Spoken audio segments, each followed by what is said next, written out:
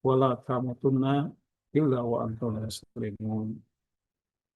Jamaah yang Allah muliakan, pada kesempatan ini alhamdulillah dengan izin Allah Subhanahu wa taala kita bisa bersua kembali dalam kajian hadis yang insyaallah akan kita. Namun karena situasi ini dan itu sehingga kita belum bisa offline, ya. Ini Alvin banyak yang meminta untuk offline, tetapi karena masih terkendala ini dan itu, ya mas kalian, kita hanya bisa online dahulu. Jadi insya Allah beberapa waktu ke depan kita akan selenggarakan secara hibrid, secara offline dan online begitu.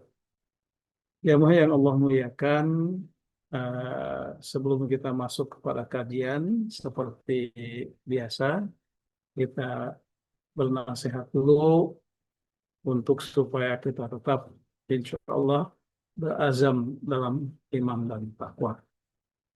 Seperti yang disampaikan tadi, jamaah yang budiman, Allah Subhanahu wa taala berfirman, ya ayyuhalladzina amanu taqullaha haqqa tuqatih wala tamutunna illa wa antum muslimun. Jadi wahai orang yang beriman, bertakwalah kalian, maksudnya kita ini, kepada Allah dengan ketakwaan yang sebenar-benarnya. Dan janganlah kita mati ini dalam keadaan kafir, ya. Wala tamutunna illa wa antum muslimun. Janganlah kalian mati kecuali dalam keadaan keislaman. Begitu. Jamaah yang Allah muliakan, itu untuk semua kita. Nah, karena itu supaya kita tidak mati kecuali dalam keadaan keislaman, maka salah satu ikhtiarnya adalah kita mencari ilmu agama. Gitu ya, jamaah yang Allah muliakan. Jadi dengan ikhtiarnya adalah kita mencari ilmu agama. Karena ilmu agama itu yang Allah muliakan adalah termasuk perkara yang diwajibkan. Bahkan sifatnya fardu ain. Begitu. Fardu ain itu karena keislaman kita. Sementara ilmu umum adalah fardu kifayah. Masih termasuk fardu. Tetapi jenis kefarduannya atau kewajibannya adalah wajib kifayah. Yakni dibebankan kepada mereka segelintir orang yang bertautan dengan itu. Begitu. Kepada mereka yang tidak terkait, mah tidak wajib. Ya, seperti mempelajari ilmu umum, mempelajari ilmu fisika, wajib bagi mereka yang memilihnya. Bagi mereka yang tidak memilihnya, tentu tidak wajib. Tetapi ilmu agama, jamaah yang Allah muliakan, adalah wajib karena keislaman kita. Begitu. Karena keislaman kita, ilmu agama adalah wajib. Dan tentu saja dengan mengabaikan pilihan mana yang kita pilih. Kalau kita memilih ahli di bidang perdagangan, kita ahli di bidang hukum, kita ahli di bidang apapun, maka terlepas dari itu semua, maka kita wajib untuk mencari ilmu agama karena keislaman kita. Begitu ya. Demikian nasihatnya, jemaah sekalian. Kita masuk kepada hadis bahasan pokok, tetapi di sini kita mengulang karena terkait dengan masalah sholat berjamaah, ya. Maka kita mengulang perihal wudhu. Nah, nanti jamaah yang Allah muliakan, dalam sesi tanya jawab nanti bisa jamaah bertanya kepada hal-hal yang sudah atau hal-hal yang belum juga nggak apa-apa, dia gitu ya. Bertanya kepada hal-hal yang sudah untuk mengulang bahasan-bahasan yang sudah kita bahas. Nah, jemaah yang Allah muliakan, ada satu hadis, yakni hadis yang dikeluarkan oleh Imam Muslim nomor 662. Di sini di sini Rasulullah SAW bersabda, ya, man tawaddoa, kata beliau, barang siapa yang berwudu, ya, ini man man tawaddoa, barang siapa yang berwudu, wa uhsinal wudu'a, kemudian dia memperbagus wudunya, ya, kemudian dia memperbagus wudunya, tumaroha, kemudian dia pergi, ya, maksudnya pergi ke masjid, ya, maksudnya dia pergi ke masjid, nah, tumaroha, kemudian dia pergi ke masjid, fawajadan fawajadan nasa, dan dia menemukan orang-orang qad shalu, yang sudah selesai sholatnya, ya. Nah, kemudian apa yang Allah berikan? Fa'atahullahu, kemudian Allah berikan kepadanya misla ajrin min solaha. Nah, apa Allah berikan kepadanya semisal pahala man orang solaha, seperti orang itu sholat, ya, wahadaraha, semisal orang itu hadir, ya, layan kusu, dengan tidak dikurangi zalika, hal itu, min min ujurihim, dari pahala mereka, syai'an, sedikit pun. Nah, ini jamaah yang Allah muliakan, ya. Nah, jadi soal eh, pentingnya pergi ke masjid, gitu, ya. Nah, jadi kata Rasulullah, man tawaddoa, siapa saja yang sholat, siapa saja yang berwudu,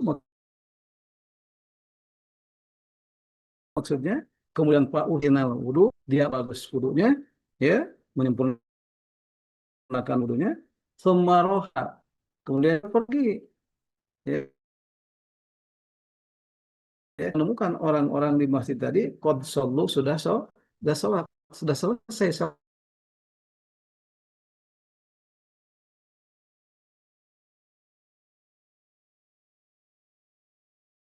sholat, ya, maksudnya apakah yang datang ke masjid dan mendapati orang sudah selesai sholat itu tadi berpahala. Nah, di hadis ini dikatakan fa'atahullahu misla ajrin man sholaha. Maka Allah akan memberikan kepada orang yang pergi ke masjid walaupun terlambat tadi, Allah memberikan semisal pahala orang yang sholat yang pertama tadi, ya, dan semisal pahala orang yang hadir eh, pada waktu itu, ya, layan usalika, dengan tidak dikurangi sedikit pun min ujurihim, dari pahala mereka syai'an, sedikit juga. Nah, jamaah yang Allah muliakan, hadis ini menekankan tentang apa namanya, tentang sangat sangat di apa sangat dianjurkannya untuk kita pergi ke masjid walaupun terlambat. Gitu. Kenapa? Karena keterlambatan itu ternyata tidak menggugurkan pahala sholat berjamaah. Begitu itu, ya. Ini yang apa yang sangat bagus sekali, ya. Jadi kita pergi ke masjid, tetapi di masjid orang-orang sudah selesai sholat, ya. Kemudian kita sholat berikutnya, ya, sholat kedua, begitu. Maka pahala sholat berjamaah tadi masih tetap mengalir kepada kita, seperti pahalanya orang yang sholat pertama tadi. Demikian jamaah sekalian, karena kita akan berbicara tentang sholat berjamaah, sehingga dikutip dulu hadis yang seperti ini, yang dikeluarkan oleh Imam Muslim nomor 662. Baik, Alvin, kita sapa-sapa dulu. Mudah-mudahan sudah pada gabung nih, pada Bapak Ibu sekalian, ya. Selamat bergabung pada seperti biasa ya pada pada kajian kita di halakoh hadis ini ya. Kemudian sahabat karib kerabat di manapun Anda berada, karena yang bergabung pada kajian ini juga seluruh ya apa seluruh kaum muslimin insyaallah, baik yang ada di Jawa Barat maupun di luar itu. Nah, terlebih hari ini masih disiarkan oleh TVOP. Terima kasih kepada pihak TVOP. Itu Alvin sudah, itu TVOP ini sudah gabung ya. Coba dilihat sudah ya. Nah, sudah ya. Nah, ya. Ya, jadi hadirin jamaah sekalian, kalau mungkin terkendala apa namanya kajian kita, uh, apabila terkendala di Zoom, maka hadirin bisa mengklik tautan di TPUP. Begitu. Nah, jamaah yang Allah muliakan, kita dan tentu saja ini kepada adik-adik mahasiswa yang Bapak banggakan ya, dari berbagai jurusan yang di UPI ya, yang sudah hadir ya, baik hadir hari ini maupun nanti hadir pada waktu pulangannya. Selamat bergabung ya, dan tentu saja mungkin ada pelajar juga yang ikut yang Bapak banggakan juga ya. Baik jamaah yang Allah muliakan, terkait dengan sholat, eh, maksudnya begini, apabila jamaah sekalian eh, memegang kitab Sahih Bukhari-nya, itu bisa dibuka bab tentang wajibnya sholat berjamaah. Itu babnya. Ya. Babnya. Hanya dalam player itu disampaikan langsung mengutip langsung apa, mengambil tema yang ada di hadis tadi ya. Sebenarnya judulnya di Imam Bukhari-nya adalah bab tentang wajibnya sholat berjamaah. Ya. Baik, ya mas kalian, Alvin udah ada di TPUP-nya ada ya? Nah, hubung ya. Ya, baik. Ya, terima kasih ke TPUP yang sudah meliput kajian kita. Jamaah yang Allah muliakan, eh, kepada jamaah yang menghendaki untuk memiliki kitab Sahih Bukhari-nya dengan dua cara, bisa dengan yang membeli ke toko ya, yaitu hanya mungkin agak mahal ya. Tetapi kalau ingin ingin gratis, tentu jamaah bisa apa,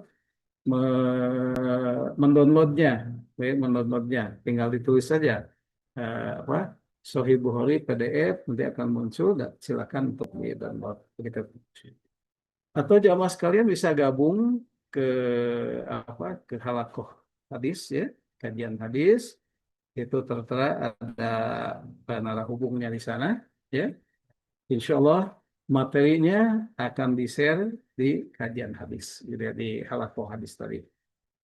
Baik jamaah yang Allah muliakan, tentang terkaitnya wajib sholat berjamaah ini, Imam Bukhari mengutip pendapat Al-Hasan. Nah, Imam Bukhari mengutip pendapat Al-Hasan ini ya. Nah, begitu. Waqala Al-Hasan, dan berkata Imam Hasan. Nah, Imam Hasan ya. In mana athu. Nah, gitu ya. Jadi in mana'athu, apabila mana'athu menghalangi kepada dia. Siapa yang menghalangi kepada dia? Anil isya, untuk sholat isya fil jamaah, berjamaah. Begitu. Sapakotan ya, karena si ibu tadi melarangnya dalam rangka sayang sekalipun ya, maka lam yuti ha, tidak perlu dia itu mentaati ibunya tadi. Nah, begitu. Ini dari perkataan Imam Hasan ya. Nah, jadi kalau ibunya seseorang itu melarang untuk sholat berjamaah, tapi dengan dasar sayang dia, aduh, sayang agak jauh gitu misal. Nah, sayang kita lagi tidur, ibunya sayang tidak membangunkannya. Nah, karena kelelahan dan sebagainya, maka larangan itu keberatan untuk sholat berjamaah itu walaupun disampaikannya dalam rangka kasih sayang seorang ibu, nah begitu, maka lam tuti'ha. Tidak perlu ditaati ibu yang seperti itu. Begitu. Kenapa? Karena tidak ada ketaatan eh, dalam maksiat kepada Allah. Karena tidak sholat berjamaah dalam maksiat kepada Allah. Begitu. Itu jamaah sekalian. Baik, kita masuk ke hadisnya ini. Ya, ini hadisnya. Ya, baik, kita masuk ke hadisnya ini. Masuk ke hadisnya ini, jamaah sekalian. Nah, ini hadisnya. Ya, Eh, s- seperti biasa, jamaah sekalian disampaikan ya, ini dengan mengingatkan ya setiap ini. Jadi kalau bedanya kita kajian Al-Quran dengan kajian hadis itu, bedanya kalau kita ngaji Al-Quran, kita langsung dihadapkan kepada teks Al-Qurannya. Misal kita tahu dulu, A'udzubillahi minasyaitonirrajim, Bismillahirrahmanirrahim, langsung alif lam mim. Nah, langsung dihadapkan kepada teks. Begitu ya. Tetapi kalau kajian hadis, jamaah sekalian berbeda. Ya. Sebelum kita menghadap sebelum kita menghadapi teks hadisnya, maka kita dihadapkan dulu kepada rawi dan sanad. Nah itu bedanya itu. Kenapa begitu? Ya karena masalahnya otentisitas daripada hadis itu ada pada rawi dan sanad. Nah, kenapa hadis kok berbicara otentisitas? Ya karena hadis ya mas kalian itu dihimpun jauh setelah Rasulullah Shallallahu Alaihi Wasallam wafat, yaitu ketika sekitar abad kedua Hijrah, 200 tahun setelah Rasulullah wafat, baru hadis dihimpun oleh para ulama. Nah, begitu. Nah, selama selama hadis itu hadis itu diriwayatkan dari rawi yang satu ke rawi berikutnya. Sehingga untuk menerima kesahihan hadis itu, para ulama akan melihat sejauh mana kapasitas para periwayat hadis tadi. Nah, begitu ya, jangan sekalian. Nah, jadi kalau begitu wajar kalau kemudian sebelum kita menemukan teks hadis ini, kita dihadapkan kepada perawi dan sanadnya. Baik, jamaah sekalian, coba kita baca ya. Nah, hadatsana telah menceritakan kepada kami. Nah, siapa yang telah menceritakan kepada kami? Yang telah menceritakan kepada kami adalah Abdullah bin Yusuf. Nah, siapa kami yang dimaksud? Kami yang dimaksud adalah Imam Bukhari. Begitu ya. Kami yang dimaksud Imam Bukhari. Kenapa memakai lafaz kami? Tidak memakai lafaz aku. Gitu ya. Ya karena saat itu Imam Bukhari bersama teman-temannya itu tengah mendengarkan hadis dari Abdullah bin Yusuf. Nah, begitu. Nah, jadi eh, Haddatsana telah menceritakan kepada kami siapa Abdullah bin Yusuf. Abdullah bin Yusuf. Kalau begitu Abdullah bin Yusuf adalah sanad pertama. Begitu ya, adalah sanad pertama. Kemudian kola dia berkata, yaitu Abdullah bin Yusuf tadi berkata, dalam rangka apa Abdullah bin Yusuf berkata? Dalam rangka ingin menyatakan bahwa hadis yang diajarkan kepada Imam Bukhari itu juga memiliki dasar, ya. Sehingga dia mengatakan, Abdullah bin Yusuf mengatakan, ya, akhbarona kami telah mengabarkan kepada kami siapa Malik Malik. Nah, berarti Abdullah bin berarti Abdullah bin Yusuf itu adalah gurunya ya, dan guru Abdullah bin Yusuf adalah Malik. Nah, begitu. Kemudian Malik mendapatkan hadis ini dari siapa? Yaitu An Abi Zinad, dari Abu Zinad. Abu Zinad mendapatkan hadis ini dari siapa? Anil A'raj, dari A'raj. Dan A'raj lah yang jumpa dengan sahabat Nabi yang bernama Abu Hurairah. Sehingga dikatakan dalam hadis ini dia mendapatkannya an Abi Hurairah, dari Abu Hurairah radhiyallahu anhu. Ya, gitu ya. Nah, ini demikian, ini rangkaian sanadnya ya. Ya, maksudnya sanad itu sandaran ya, atau referensi begitu. Jamaah yang Allah muliakan, an Abi Hurairah, dari Abu Hurairah. Kata beliau, kata Abu Hurairah, ya, anna Rasulullah Shallallahu Alaihi Wasallam, bahwa Rasulullah Sallallahu Alaihi Wasallam qala, bersabda. Nah, apa kata beliau? Nah, yang ininya jamaah sekarang ada yang dalam tanda kurung ya, itu adalah hadisnya. Hadisnya yang ada dalam tanda kurung. Dimulai dari walladzi nafsi. Nah, Rasulullah memulainya dengan bersumpah. Ya. Nah, walladzi, demi zat nafsi yang diriku biadihi, ada pada genggaman tangannya. Nah, kata kata Rasulullah, sebelum Rasulullah menyampaikan ungkapannya, Rasul bersumpah, walladzi nafsi, demi yang diriku biadihi, ada pada genggaman tangannya. Nah, kemudian jamaah sekalian, lakon hamamtu, kata Rasulullah, sungguh aku pernah terpikir, berkeinginan, an amuro, untuk memerintahkan seseorang, bikhotobin, membawa kayu bakar. Ya, jadi sungguh aku ini terbetik, untuk apa? Untuk ngali, untuk apa?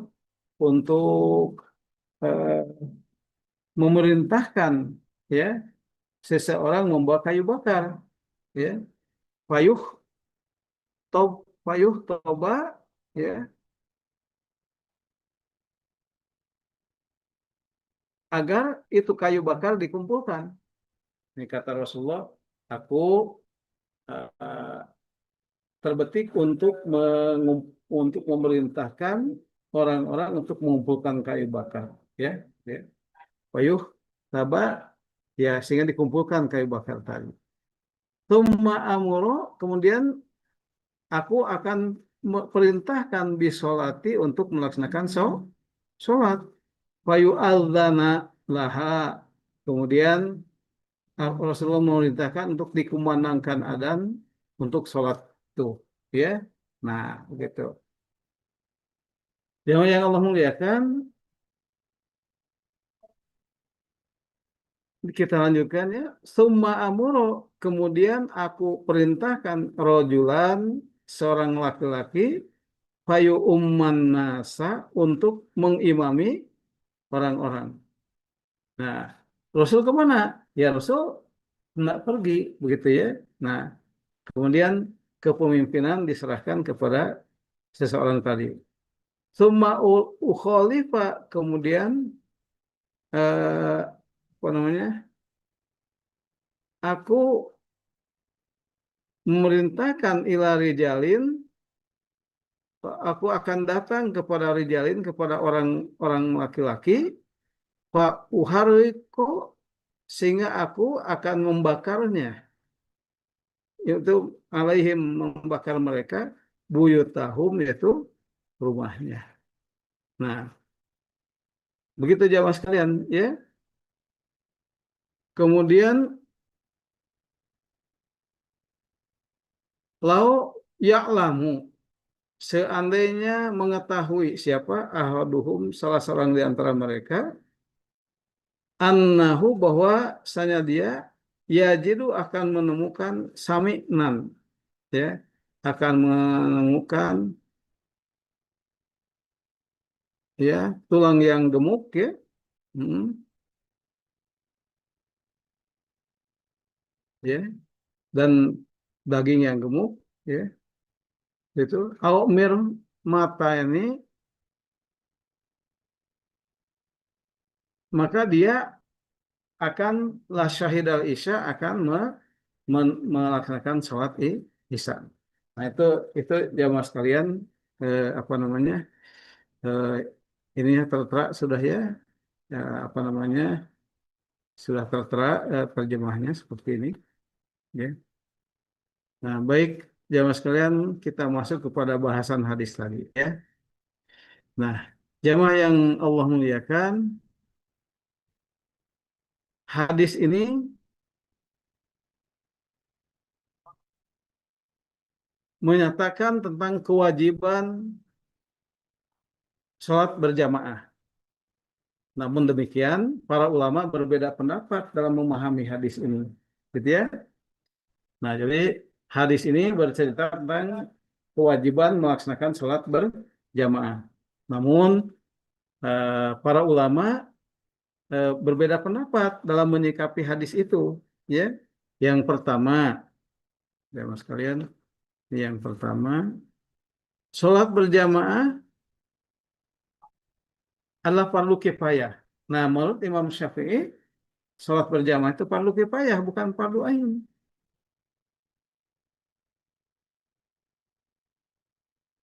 Bagi Imam Syafi'i, ya, hadis ini bersifat maknanya makna sunnah muakkadah, ya, makna sunnah muakkadah, begitu.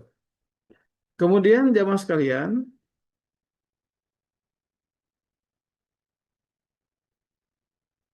kita lihat nomor empatnya, ya, ada juga yang berpendapat sholat berjamaah itu adalah sunnah muakkadah dengan alasan berikut.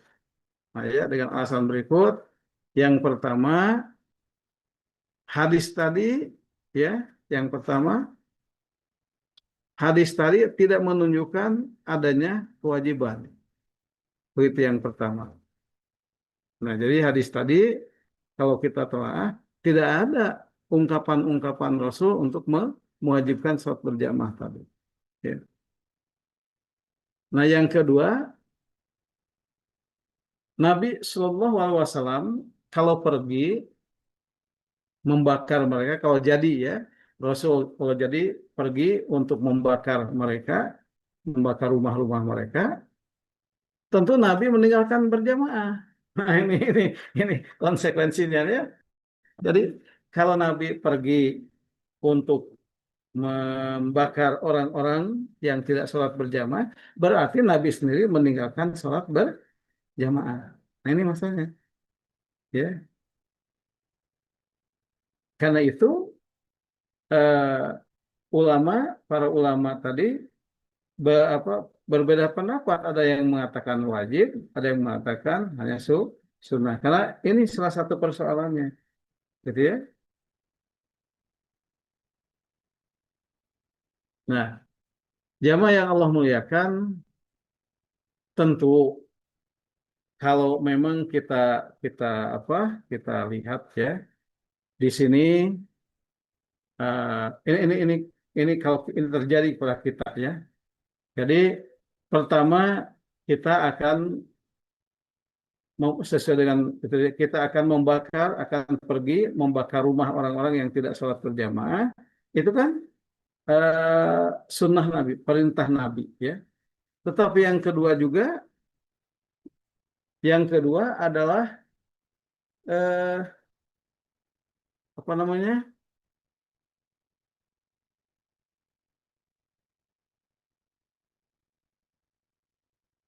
Ada orang-orang yang tidak sholat berjamaah itu terpaksa dilakukan karena satu keperluan. Nah, begitu. Karena satu keperluan. Berarti ada jamaah sekalian, ada dua ketaatan yang merangkap. Begitu ya. Yang pertama adalah tentang kewajiban sholat berjamaah. Yang kedua tentang dia sementara tidak pergi untuk berjamaah karena ada sesuatu kepentingan yang tidak bisa dihindari. Nah, apabila dua ketaatan tadi itu merangkap berdampingan seperti tadi, yaitu satu kewajiban sholat berjamaah, yang kedua adalah eh, yang lain ya, misal apa ada keperluan lain. Nah, ini ada dua ketaatan kepada Allah yang merangkap. Nah, kalau kalau dua ketaatan tadi merangkap seperti itu, maka jamaah sekalian ini akan memunculkan skala prioritas, ya gitu ya, akan memunculkan skala prioritas. Jadi jamaah sekalian ya. Nah, yang ketiga, tidak ada ancaman sholatnya sah, tidaknya ya. Jika ketika ada orang yang tidak sholat berjamaah karena karena ada sesuatu keperluan, dia sholat di tempatnya, maka hadis ini bukan ancaman kepada orang yang meninggalkan sholat berjamaah. Ya. Dan yang terakhir, jamaah sekalian, eh, terkait dengan hadis ini, maka melalui hadis ini, jamaah sekalian, Rasulullah Shallallahu Alaihi Wasallam mewanti-wantikan kepada kita, ya, bersiap apa, mewanti-wantikan kepada kita jangan sampai kita ini terpapar sifat munafik. Begitu. Jadi hadis ini sesungguhnya eh, sebuah nasihat buat kita agar kita tidak terpapar sifat munafik. Kenapa begitu? Ya, karena dalam beberapa riwayat hadis, ya, ini berkaitan dengan sholat subuh dan sholat isya. Nah, begitu ya di hadis ini, kalau menurut beberapa riwayat itu adalah berkaitan dengan apa namanya dengan sholat apa tadi sholat subuh dan sholat isya. Kenapa begitu? Ya mas kalian, ya karena dua sholat ini kalau kita kita apa namanya lalai ya, maka artinya kita terpapar oleh sifat-sifat kemunafikan. Begitu. Nah, itulah jamaah sekalian bahasan kita hari ini. Barangkali jamaah ada hal yang akan kita diskusikan. Silakan Bapak Ibu, sahabat karib kerabat dimanapun Anda berada, dan tentu saja adik-adik mahasiswa, ya, baik dari semua fakultas ini, ya. Nah ini Alvin yang gabung ke kita nih, ada selain kita ada dari Fakultas FIP, itu dari jurusan prodi apa itu prodi psikologi dan lain sebagainya. Mohon maaf Bapak lupa ya untuk menyebutnya. Ya, ada psikologi, ada PKH, ya, dan lain-lain. Begitu. Demikian juga dari sahabat karib kerabat dimanapun Anda berada juga ikut menyimak. Ya, dan tentu saja ada di mahasiswa yang Bapak banggakan. Ya, terima kasih. Ya, kita sudah berazam melaksanakan ajang kita tentang ini. Barangkali ada hal yang akan disampaikan. Silakan, Alvin. Langsung ke sesi tanya jawab, Pak. Iya, silakan. Kepada Bapak Ibu, Akang Teteh dan rekan-rekan semuanya, apabila ada yang ingin ditanyakan, boleh sekarang dipersilahkan.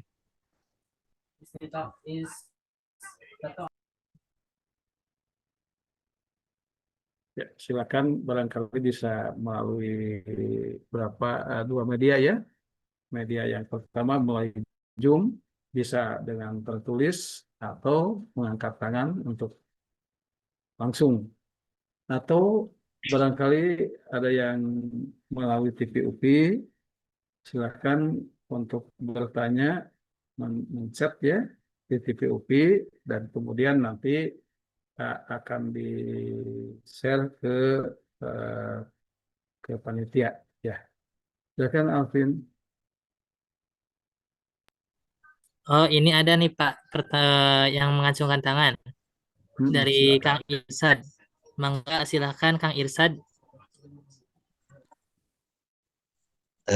Oke, terima kasih kepada Kang Alvin yang telah memberikan kesempatan. Mohon maaf sebelumnya Bapak dan Ya, Alvin, kita silakan. tidak bisa on cam, Pak. Nggak apa-apa. Ya, saya izin bertanya Pak terkait tadi hadis yang sebagai pengantar terkait bahwasannya jika ibunya melarang untuk sholat berjamaah karena sayang, maka janganlah yang mentaatinya. Nah, saya di sini sedikit bertanya terkait hal ini bahwasanya apabila misalkan kita rubah diksinya, misalkan Irsyad itu berniat untuk menuntut ilmu.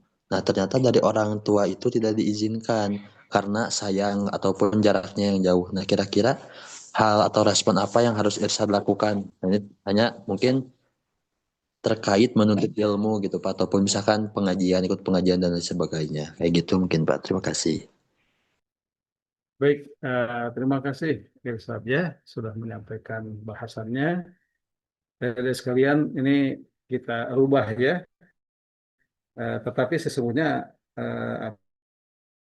apa iramanya sama ya. Hanya kalau di ini bukan hadis ya, mohon maaf yang pertama, Irsad ini bukan hadis, ini ungkapan salah seorang tabiin yaitu Al Hasan Hasan Al Basri biasanya ya kalau pakai alif lam. Ini bukan hadis ini. Hanya Imam Bukhari mengutipnya. Ya.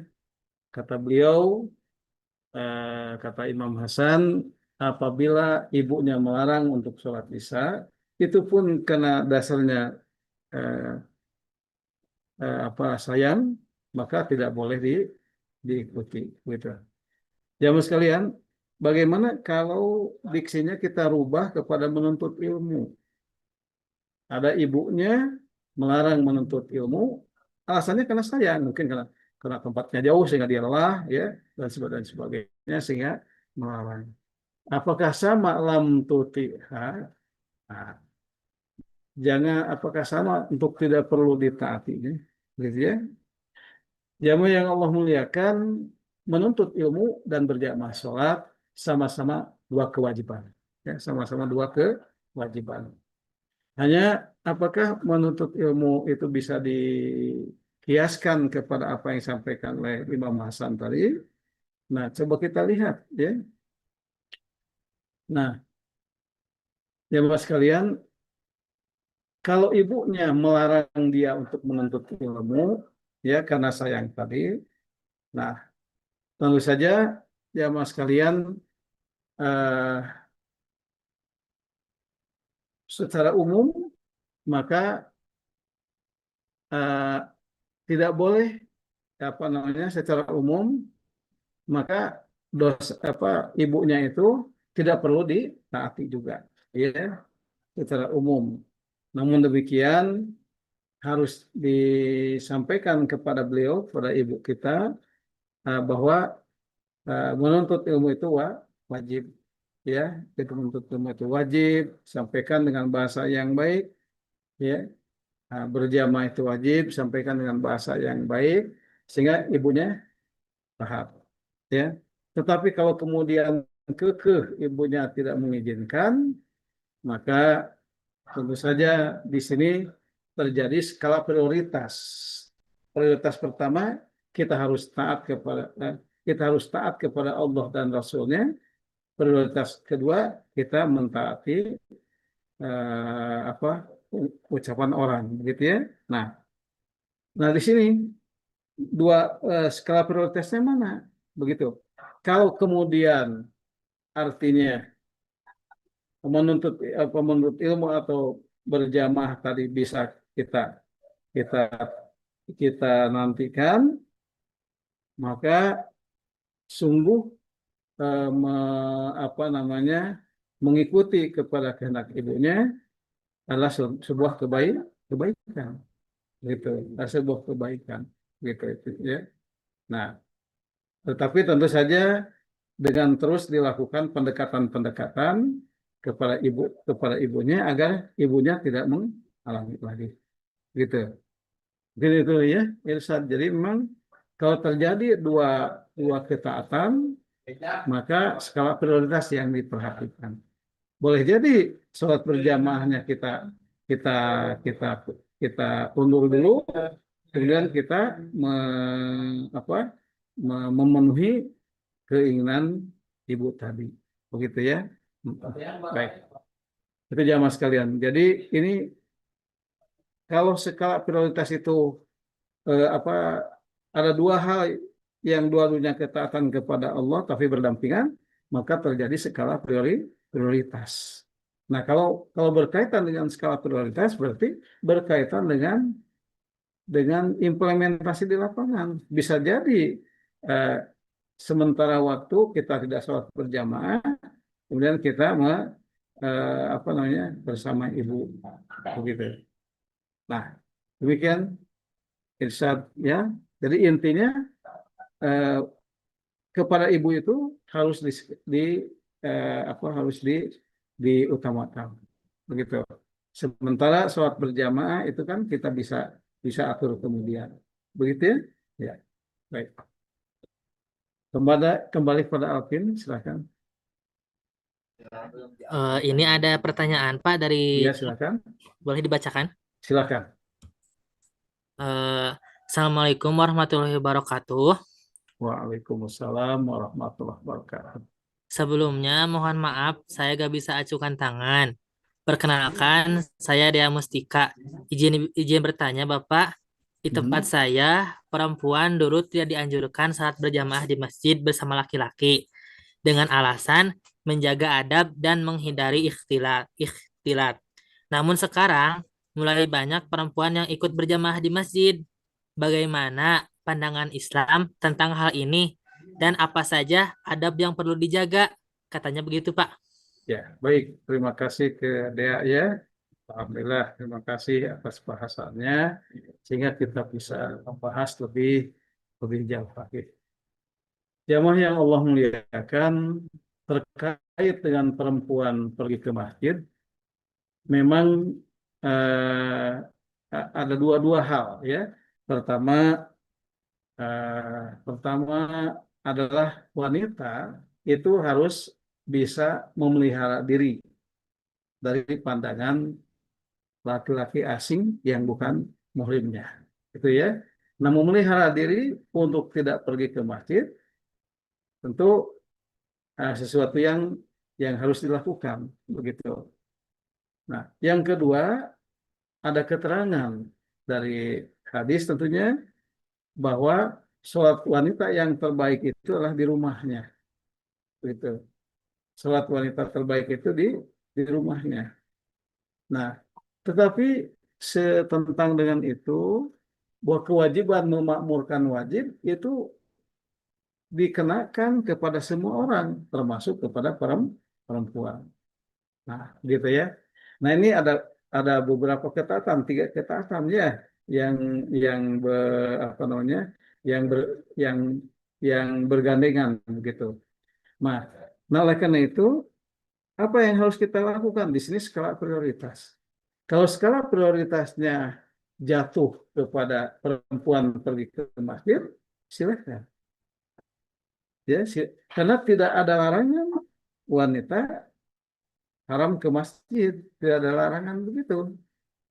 Nah, oleh karena itu, ketika perempuan pergi ke masjid, memang tidak ada larangan dan itu dibolehkan begitu. Nah, namun apa yang dipersoalkan ketika perempuan pergi ke masjid? Yang dipersoalkan adalah ketidakamanannya, ya, situasinya. Kalau situasinya aman, maka dia boleh pergi ke masjid. Kalau kemudian di masjid itu para perempuan itu, para ibu bisa memelihara diri dengan tidak ikhtilat tadi, dengan tidak campur baur, tidak mengapa, begitu. Jadi dengan demikian, kalau kondisi masjidnya memungkinkan, ya, ada khusus tempat wudhu ahwat, begitu ya. Nah, kemudian ada ruangan khusus untuk para ibu-ibu, para ahwat, para perempuan sholat, itu artinya masjid itu sudah aman. Kepergiannya seorang perempuan ke masjid adalah sesuatu yang ma'ruf, sesuatu yang baik, ya, sesuatu yang baik, begitu. Apabila terjaga dari dua hal tadi, yaitu dari pandangan laki-laki asing yang bukan muhrimnya, ya, kemudian di masjid itu aman, gitu ya. Nah, tentu saja dengan eh, perempuan muslimah itu dengan apa namanya dengan berjilbab, nah itu sudah aman, begitu. Nah, baik. Jadi dengan demikian tidak ada larangan para perempuan datang ke masjid. Ya, yang dilarang itu apabila kedatangannya ke masjid dalam rangka untuk bersolek, dalam rangka untuk apa namanya, untuk ya bersolek tadi, bertabarut gitu istilahnya ya, begitu. Tidak, enggak. Jadi intinya tidak ada larangan dan silakan ya para sahabiah pun dahulu mereka itikaf di masjid, gitu ya. Mm-mm. Baik, kembali ke Alvin, silakan Alvin. Siap, terima kasih Teh Dea atas pertanyaannya. Dan tadi Kang Irsad, eh, apakah ada yang ingin bertanya lagi?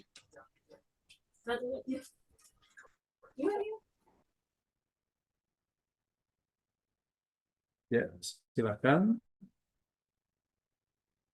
Ya, sambil sambil menunggu Alvin, kita sapa-sapa lagi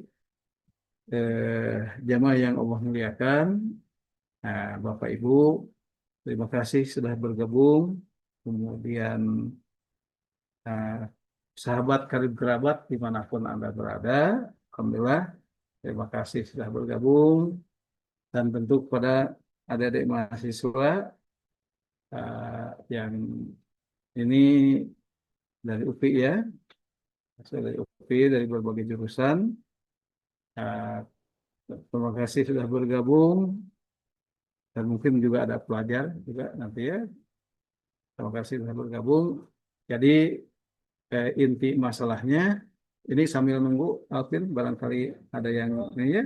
Nah, kita sedikit mengulang bahwa eh, hadis yang kita bahas ini terkait dengan Rasulullah eh, menginginkan untuk membakar sholat berjamaah, membakar mereka yang tidak sholat berjamaah itu adalah sebatas ancaman